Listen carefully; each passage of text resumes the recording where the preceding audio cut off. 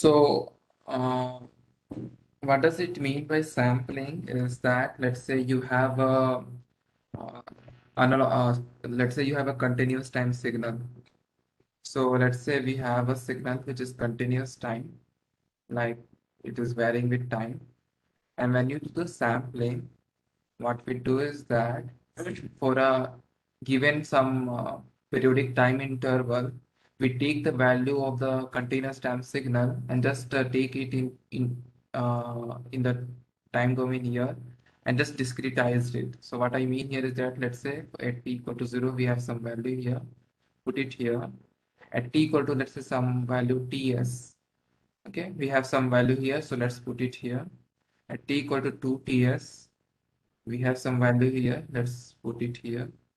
At t equal to 3 ts, we have some value, and it will continue, we will continue to keep it here. Okay, so what we are doing here is that we are taking this continuous time signal, and for some periodic time interval ts, we are just taking the value from this continuous time signal and putting it here. Okay, so all the signal that you are seeing it here, it is kind of impulse here, and its strength depend upon the value of the signal at that particular time instance. Okay. So this is again time domain only. So this is time domain. This is again time domain. Here t is equal to 0, ts, 2 ts, 3 ts, and so on. It will continue. So the ts number that you see here, this we call it as a sampling time. So this is sampling time. And opposite of this is called known as a sampling frequency. Okay. So this one we call it as a sampling rate or sampling frequency. Sampling rate. Okay. So we will see what happens when you do this kind of operation on the continuous time signal and make it discrete time signal. Okay, so here it looks like kind of discrete time signal, but still we are representing it with the help of the continuous time signal. So let me go to the next slide. Now, whenever you do this discretization in the time domain, but still we denote it with this small t, which means that the time is still continuous. It essentially means that you're taking this continuous time signal and multiplying it with this impulse train, okay, this periodic impulse train. So what happens that when you take this continuous time signal and multiply with this periodic pulse train, essentially you are doing the sampling of the continuous time signal. Okay. So you are taking this signal, multiplying it with here. So when you multiply this impulse with this signal here, so at this point we have some value here, x of 0.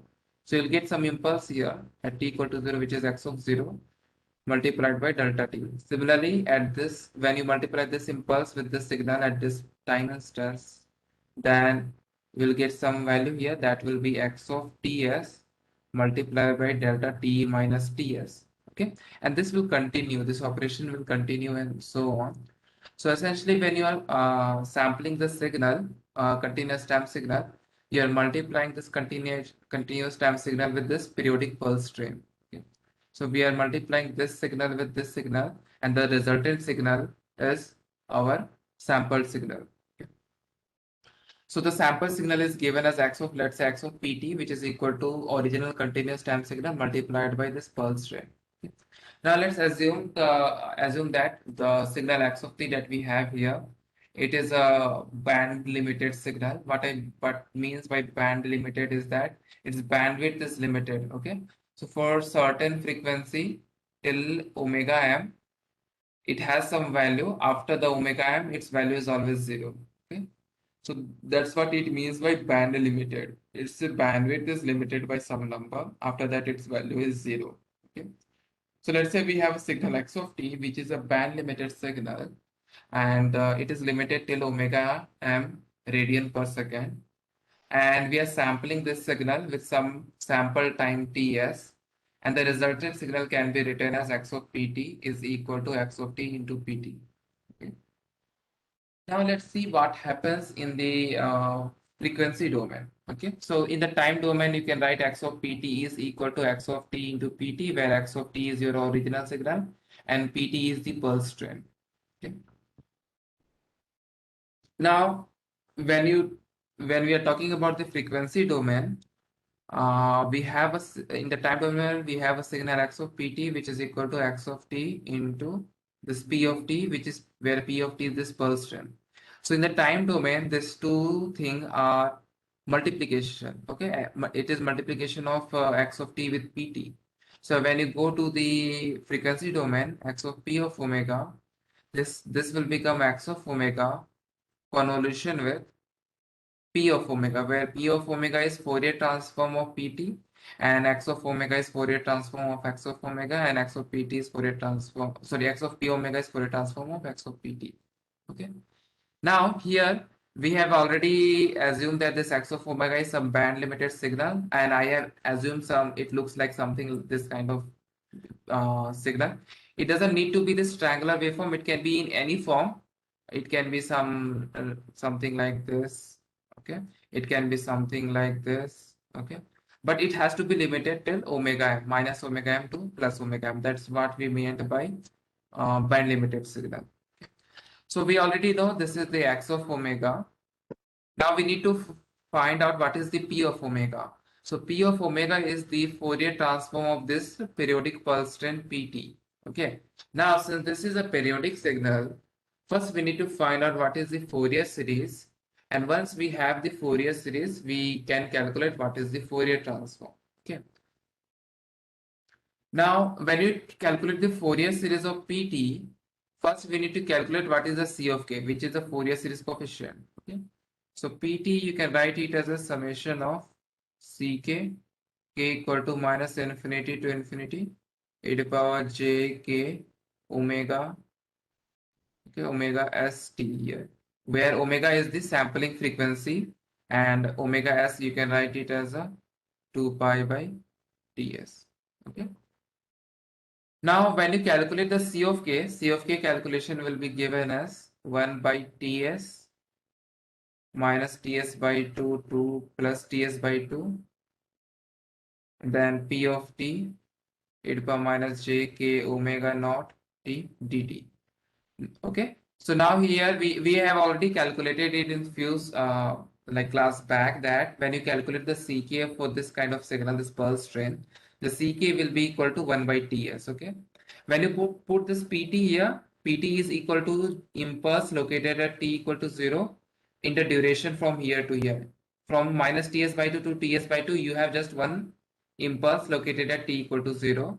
So when you put it here, this complete integration becomes 1, and you are left with just 1 by ts.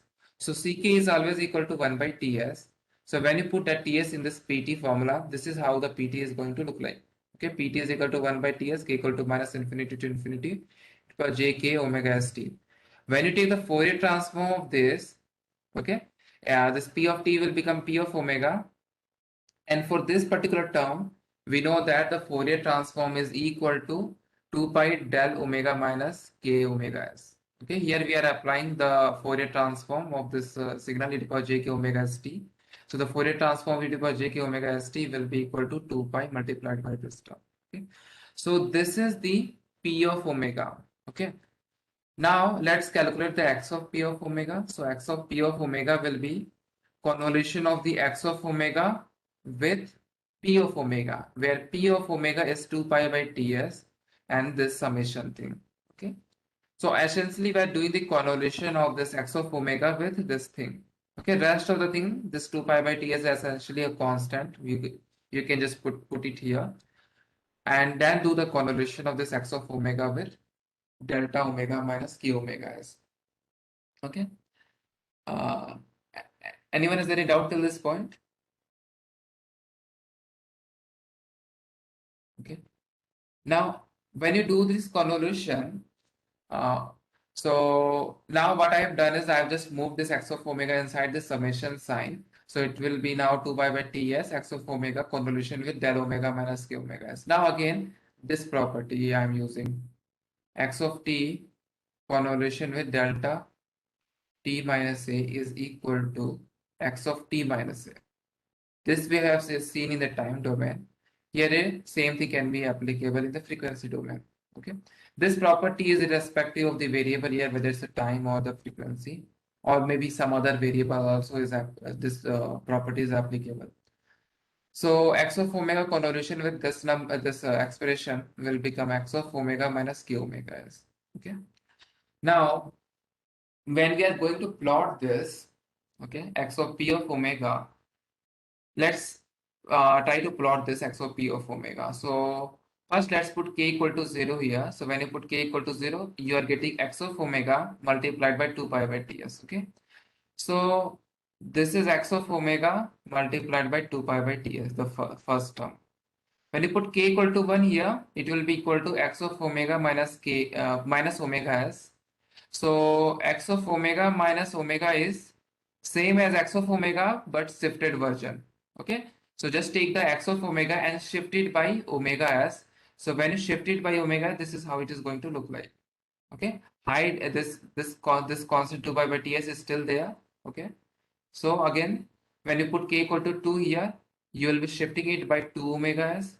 Similarly, for the negative value of the k, for k equal to minus 1, you'll get x of omega plus k omega s. So you will be shifting it left by omega s. When you put k equal to minus 2 here, it will be x of omega plus 2 omega s. You will be shifting it by 2. And it will continue till infinity on the left side. And again, on the right side also, it will continue till infinity. Okay. So you see this x of p of omega is a periodic. Okay. It is periodic with period omega s. Okay. Now, let's say we have this x of p of omega. From this x of p of omega, I want to recover the x of omega back. Okay. I want to recover the x of omega back. So one way to recover is that just take this x of p of omega and pass it through a low pass filter, and this low pass filter will filter out the anything beyond this cutoff frequency and both positive and the negative frequency side. Okay, it will just pass to this signal from minus omega m to plus omega m.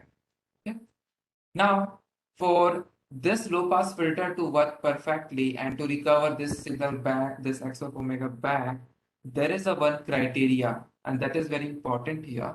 So here I have assumed the x of omega as such that this point has the value more than this point. Okay, on the x-axis, the value of omega s minus omega m is more than omega m. Okay, because of that, there is no overlap between this triangle and this triangle. But what will happen if this omega s minus omega m is actually the less than the omega m? Okay, so in that scenario, instead of getting this two separate triangle, you will get the overlap of the two triangle. Okay, once this two triangle starts overlapping, we will not be able to get back to the x of omega. Okay, so here the criteria to get back to the x of omega is that this point should be more than this point. Okay, omega s minus omega m has to be more than omega m.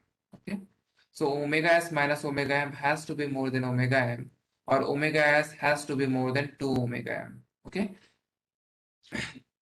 so this is in omega domain. When you go to fs, you can write it as a fs has to be more than 2 fm.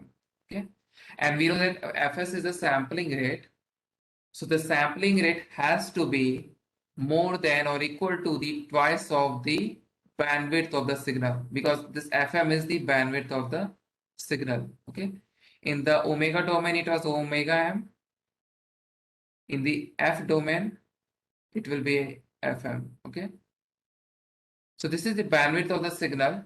So we will be able to recover this x of omega only if the sampling frequency is more than or equal to the twice of the bandwidth of the signal. Okay, and when it is just equal to the 2 fm, we call it as a Nyquist sampling rate. Okay, so whenever you are asked to find out what is the Nyquist sampling rate of a particular signal, you just need to take the bandwidth of the signal and multiply it by 2. That will give you the Nyquist sampling rate. Okay, so Nyquist sampling rate is just equal to 2 fm, and the criteria to get back to this x of omega is that it has to be either greater than or equal to the 2 fm. Anyone has any doubt to this point?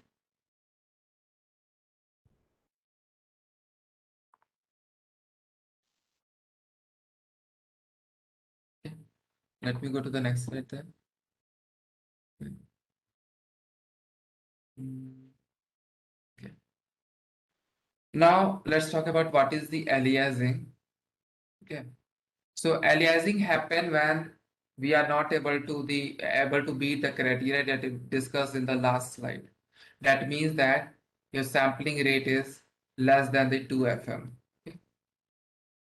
Or actually it should be 2 here.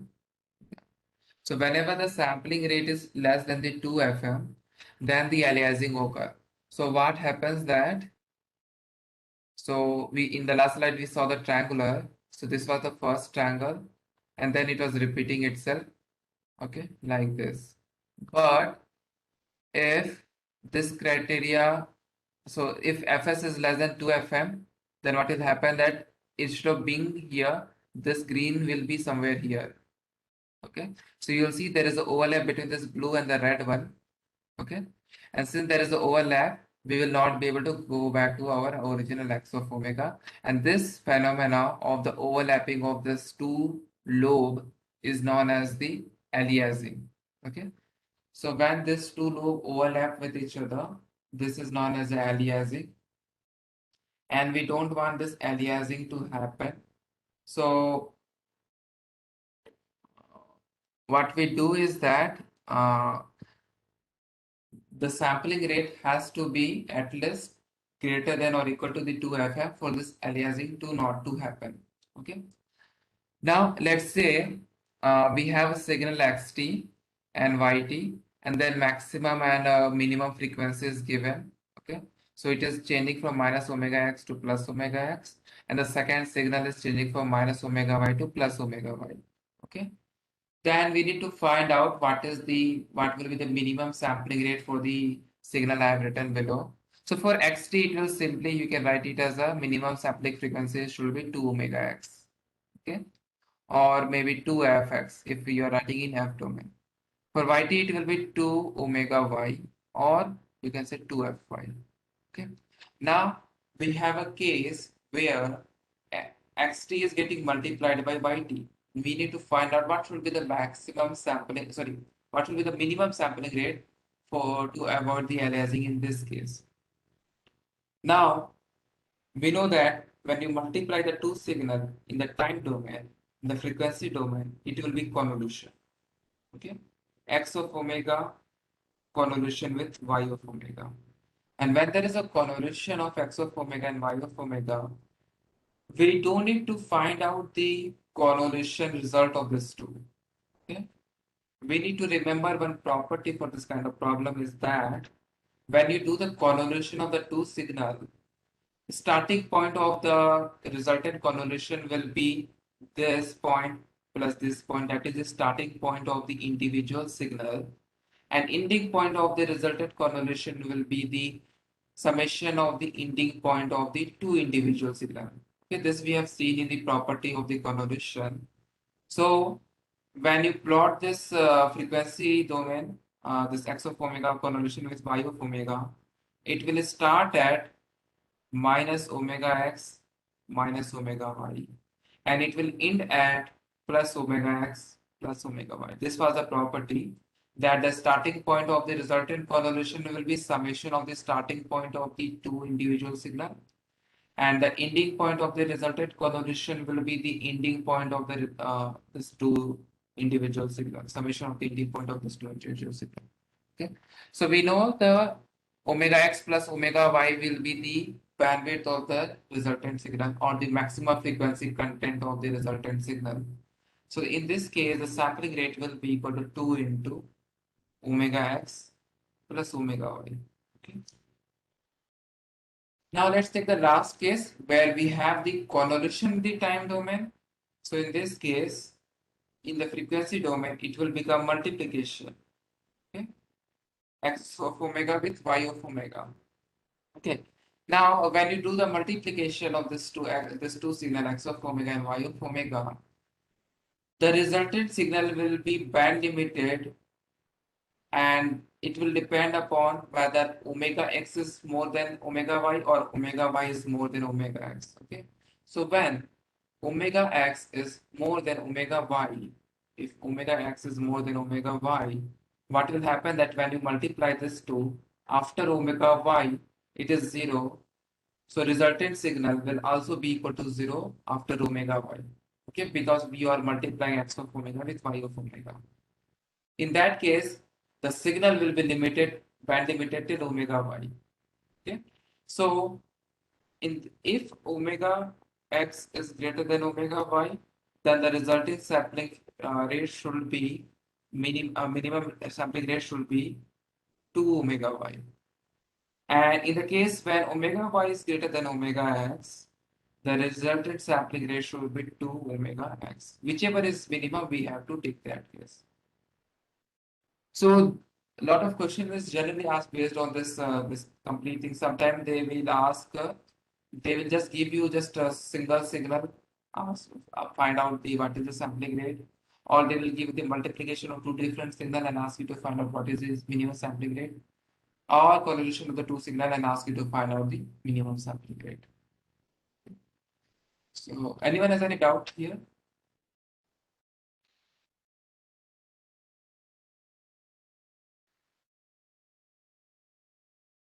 Okay, let me go to the next slide then. Okay. Now let's take a case. So we have a band limited signal with maximum frequency of the 5 kilohertz to be sampled. According to the sampling theorem, the sampling rate which is not valid. Okay. Here we need to find out the sampling rate which is not valid, which means that we need to find out the sampling rate which is not satisfying this criteria. Fs is greater than equal to 2 Fm, where Fm is the maximum frequency content of the signal, which is 5 kilohertz. So Fm is equal to 5 kilohertz. Okay. So Fs should be greater than or equal to 2 into 5 kilohertz, which is equal to 10 kilohertz. Okay. So any number which is less than the 10 kilohertz, that should not be valid. So in this case, the last three are satisfying, which means that they are valid sampling rate. But the first case, which is 5 kilohertz, is not a valid sampling rate. So the 5 will be the answer. Anyone has any doubt?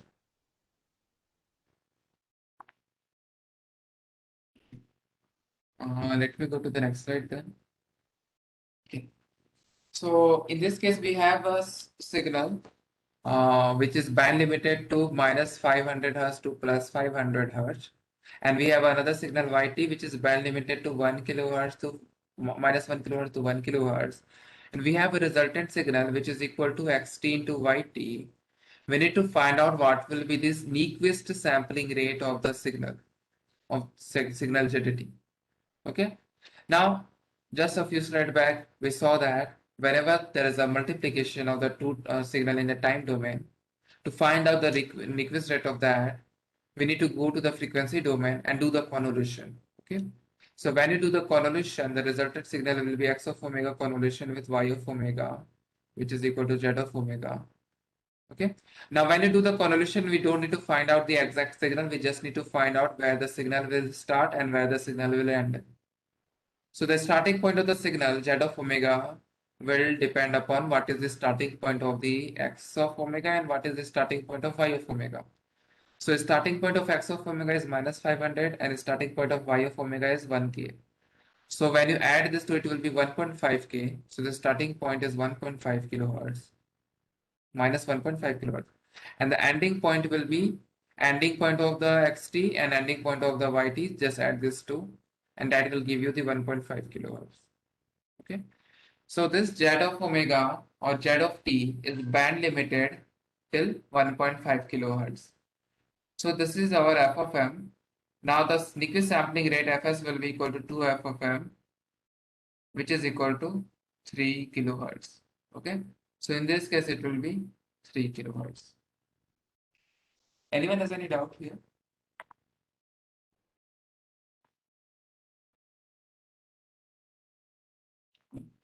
Let me go to the next slide there. Okay. Now, this question is very similar to what is given in the last slide. Only the thing is that here the signal is given as a form of some expression. Here it is not mentioned what is the bandwidth of the first signal or what is the bandwidth of the second signal. Here only the expression is given. Now, with the help of the Fourier transform, we need to find out what should be the bandwidth of the first signal, which is the sine 500 pi t divided by pi t, and what is the bandwidth of the second signal, which is sine 700 pi t divided by pi t. Okay. Now, in this case, uh, this is a sync, right? So ST is equal to this 500 sine 500 pi t divided by pi t. Now we need to find out what will be the Fourier transform of this signal. And we know that whenever you have the sync signal in the time domain, the resultant signal in the frequency domain will be rectangular pulse. Okay. So the resultant signal will be rectangular pulse. Okay. And in the omega domain, this rectangular pulse is limited till 500 pi and minus 500 pi. Okay. Similarly, when you calculate the Fourier transform of sine 700 pi t divided by pi t, the Fourier transform will be equal to again a rectangular pulse where signal is limited from minus 700 pi to plus 700 pi. Okay. Both of them are in omega domain. When you translate it into F domain, this 500 pi will go to 250 and this 700 pi will go to 350. Okay. So first signal, this this sine 500 pi t, the f of m1, let me call it as f of m1, it is given as a 250, and for the second signal f of m2 is given as a 350, or you can write omega m1 also. Omega m1 is 500 pi and omega m2 is 700 pi. Okay, so now we have got the f1m and f2m, the maximum frequency content, or you can say bandwidth of the uh, first signal and the second signal. Now resultant, here it is multiplication, so the in the frequency domain resultant will be convolution. And again, when you take the convolution and find out the x of omega, it will be limited from the minus 350 minus 250, which is minus 600, to 250 plus 350, which is equal to 600. Okay. So resultant signal x of omega has fm equal to 600. Okay. So when you calculate the Nyquist sampling rate, it will be equal to 2 fm, which will be equal to 1200 hertz. Okay. So this will be the answer. Anyone has any doubt here? Okay. Let me go to the next slide. Okay. Now this is very interesting question. So we have a signal x of t, which is given as cos xt into cos 16 pi t. It is being sampled at the rate of 20 samples per second, which means that fs is equal to 20. After the sampling is being passed through a low pass filter with cutoff frequency 50 Hz. Actually, this is equal to xt equal to cos 16 pi t. After this, we are sampling it with 20 Hz sample rate, and we are passing it through the low pass filter after the sampling with cutoff frequency 50 Hz. We need to find out what all the frequency content will be there at the output of the filter. Okay. So first, let me plot the x of omega. Okay. So we know that x of omega will be two impulse. One is located at minus 16 pi and plus 16 pi. Okay. As of now, it is in omega domain. Let me go to the f domain. So x of f will have two impulse located at minus 8 and plus 8. Okay. So this two are the impulse and this is the x of f. Now after we are taking this x of f and applying a sampling here where the sampling rate is f of s. So we know that when you take a triangular something like this, and when you do the sampling, it is going to repeat itself with periodicity of the f of s. Okay, like this. Similarly, when you take this as a signal instead of this triangular, you'll again see the repetition. Only the thing is that this triangular is getting replaced by this new signal, which is 2 impulse here. So the resultant signal will be something like this. So for k equal to 0, like for example, for this one, equivalent here will be equal to 2 impulse as it is here, minus 8 and plus 8. Okay. Now the equivalent of this second triangular here, it will be just take this thing, this 2 impulse, and shift it right by f of s, which is 20 here. So when you shift it right by f of s, you will get this minus 8 will go to 12 and plus 8 will go to 28. Similarly, when you shift it right by 2 f of s, then this minus 8 will go to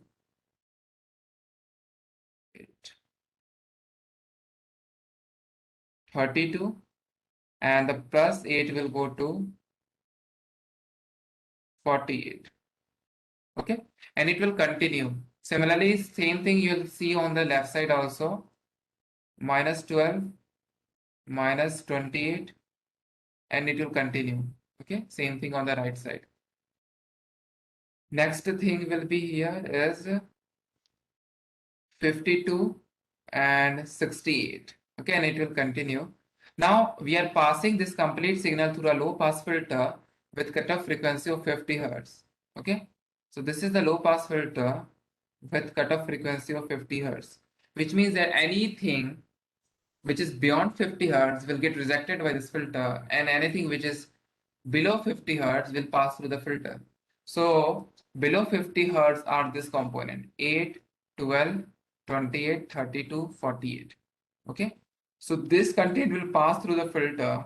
Similarly, minus 8, minus 12, minus 38 until minus 48, everything will pass here, and rest of the content will get rejected by this filter. Okay, so these are the frequency content will be there at the output: 8 hertz, 12 hertz, 28 hertz, 32 hertz, and 48 hertz. Okay. So these are the answer of this problem. Anyone has any doubt here?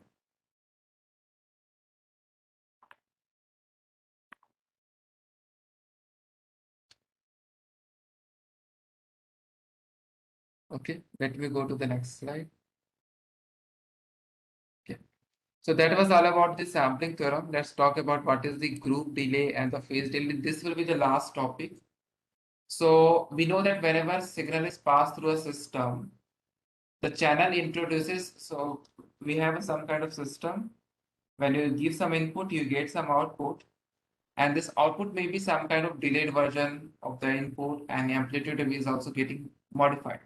Okay, so let's take an example of the LTI system where input is equal to, let's say, a cos omega ct.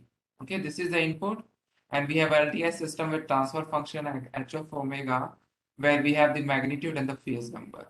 Okay, now we know that in this steady state, the output of the system is given as a h of omega c magnitude and cos omega ct plus phi omega c. Okay, this is how we give the output of the system in a steady state. Now this phase term can be rewritten as like this. Just take the omega c common. Everything now will become like this: t plus phi omega c divided by omega c. Now this term that you see here, if you compare it with input, this is actually the delay introduced by the system. This term, phi omega c minus omega c. Okay, so this we call it as a phase delay. This term that you see, we call it as a phase delay. Okay, so the phase delay is given as minus phi omega c divided by omega c. Okay, here the omega c number depends upon what is the input omega c. So let's say if omega c has some number, let's say 2 here, you will put phi 2 divided by 2, something like that. Okay, so based on the omega c at the input, the phase delay might change because the phase delay is the function of the omega c. So this is how we calculate the phase delay of the system. Just take the phase response, and let's say you want to calculate the phase delay at the omega c, so calculate phi omega c divided by omega c. Let me go to the next slide. Now, The last slide, when we calculated the phase delay, we assume the input to be a cos omega ct. And when you take the Fourier transform of this cos omega ct, we know that it is a two impulse. Okay, like this. And this two impulse, we call it as a single tone. Why we call it as a single tone? Because it has single frequency. It doesn't have any content at other frequency.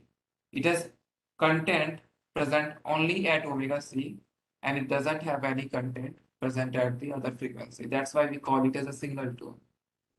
Okay, so when we calculate the phase delay, we calculate it only for a single frequency. So if you know the formula, it is given as this: minus phi omega c divided by omega c. So this we just calculate it at particular frequency omega c, just one single frequency. But let's say instead of a single tone, you have a signal like this in the frequency domain, which has a kind of a spread out slightly. It is not a single tone. It has a lot of content, but it is very narrow. Okay. So whenever we have this kind of signal, for this kind of signal, we calculate the phase group delay instead of phase delay. So in this case, the group delay is given by d phi omega by d omega. So just take the phi of omega, differentiate it with respect to omega, and after that put the omega c, where omega c is the center frequency of this narrow band signal. Okay. So this is how we calculate the group delay of the system. Here we are calling it as a group delay because it is a group of frequency for which we are calculating the delay. Okay, so the phase delay is just a single frequency tone at the input. For the group delay, we have a multiple frequency present at the input, and for all those frequency, we are just calculating one delay that we call it as a group delay. Now let's take an example. Let's say we have a system where impulse response is given by this, and for this system, we want to find out what is the phase delay at omega equal to 2. Okay. So this is the h of t. To find out the phase delay, we need to find out phi of omega, and to find out the phi of omega, we need to find out what is the h of omega. Okay. So h of omega, we know that for this signal is equal to 1 by j omega plus 2. So this is h of omega. Okay. Now this h of omega, you can also write it as a magnitude and a phase term. So magnitude term will be this, and the phase term will be equal to minus tan inverse omega by 2. Okay. So this is the phase, this is the magnitude, but we are just interested in the phase to calculate the phase delay. So the phase delay is given as minus phi p phi of 2 divided by 2, which is equal to, when you calculate the phi of 2, you need to put omega equal to 2 here, which will become minus tan inverse 1. Okay, and which is equal to pi by 4. Okay, minus pi by 4. So it will be equal to minus pi by 4 divided by 2, which is equal to minus pi by 8. Okay, so this will be the phase delay of this system at omega equal to 2. Anyone has any doubt here? Sir, I am having doubt. Yeah. Actually, we have written this formula, but how do we derive this formula actually? This Which delay, one? about this delay itself. Oh, this Phase one we delay. have got it from here, right? This delay, right? So if you, this is the input and steady state for this particular, this is the system where we have a magnitude, where we have the phase. This is the input. We know that for this particular input, output will be given as in steady state as a mod of h of omega c and cos omega ct plus phi omega. Now you can rearrange this term and write it like this. Okay, you have this term, you can rearrange it like this. It will become omega c p omega c by this phi omega c by omega c. Okay, so if you compare this with the input signal, You see, other than omega ct, you have this term, okay? T plus some number. And we know that whenever we get t plus some number, this number is actually the delay, okay? With respect to Okay. the input, output is getting delayed, right? This we call it as a phase delay. Is it Okay. clear Okay. now? Got it. Got it. Okay. And that group delay, like the derivative of that. Yeah, we actually it is approximation. So this group delay tries to represent the group of frequency. It is not a single tone.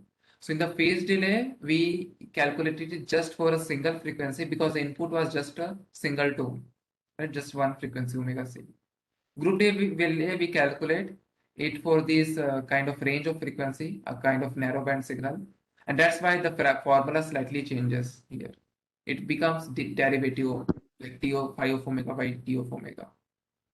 So change in omega with respect to omega, actually, it will it be a dimensionless quantity actually? Change of omega with respect to k phi of So omega. No. It won't be dimensionless because here, okay. So the dimension of the phi of omega is radian per second, right? So this will be the dimension of the numerator. And for denominator, we have omega or d of omega, which is radian,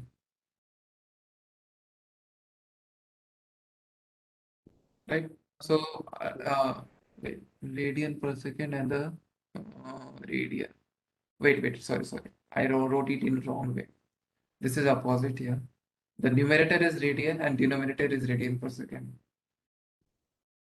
Phase is radian and this frequency is radian per second. Okay. So ultimately it will be second. In this one, it will be in terms of second. Same thing is for the phase delay also. This is radian and this is radian per second.